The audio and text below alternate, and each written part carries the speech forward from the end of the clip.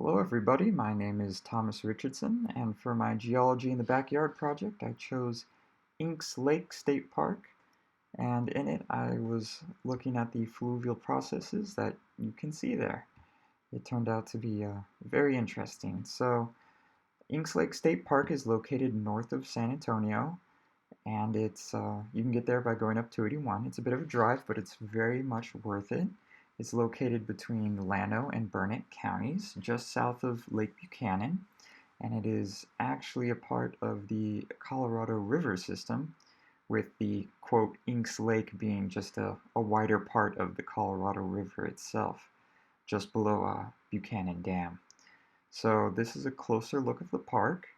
As you can see, it's not that big, but it does have a lot of very cool fluvian features. As you can see, the main Colorado River is on the left, which they call Inks Lake.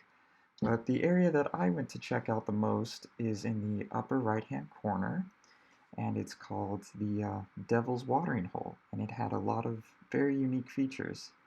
So this is a closer look of the Devil's Watering Hole. As you can see, it's an ephemeral stream, so it's not always flowing, but when it does, a lot of erosion happens. On the very left, you can see the Colorado River, where it's usually full.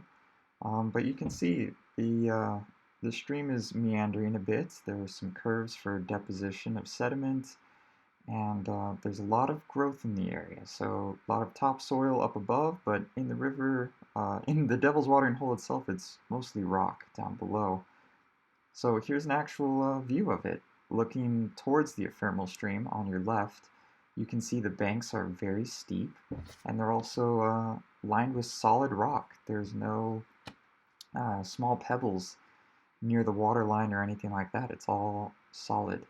So here's another view a little bit closer, and you can see it's very smooth next to the water line. The vegetation's a little bit higher up, so the erosion is very prevalent here, and this area actually has some of the oldest rocks in Texas.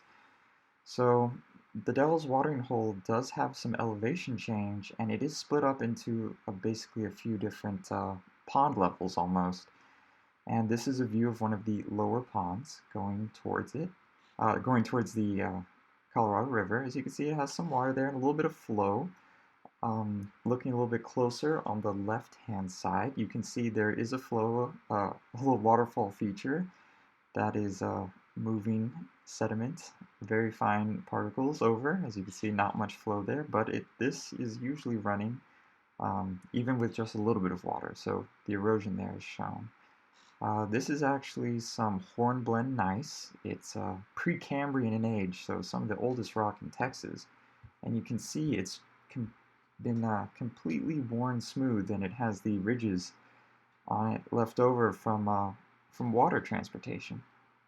And I used my hammer there to show you a scale of how big that is. And then here's another area where water only flowed semi-regularly. Again, you have a granite overcapping the hornblende gneiss below, and you can see the rock is mostly smooth in this area too. And I thought this was a really great example of it. I mean, this rock is more hornblende gneiss, with the red line in the middle being a granite vein, and it was so smooth to the touch because the water erosion in that area had just completely worn these rock formations very smooth. it, uh, it was very interesting to see this level of erosion on such old rock. So here's another view of the Devil's Watering Hole facing the east, with the ephemeral stream there in the background. And it was overall just a wonderful place to visit. Lots of cool fluvian features. Just being able to see the difference where an ephemeral stream meets the Colorado River is quite interesting. And you can see, yeah, there's vegetation in and around the area, and the rocks are smooth. Not a lot of fine silt or sand at all.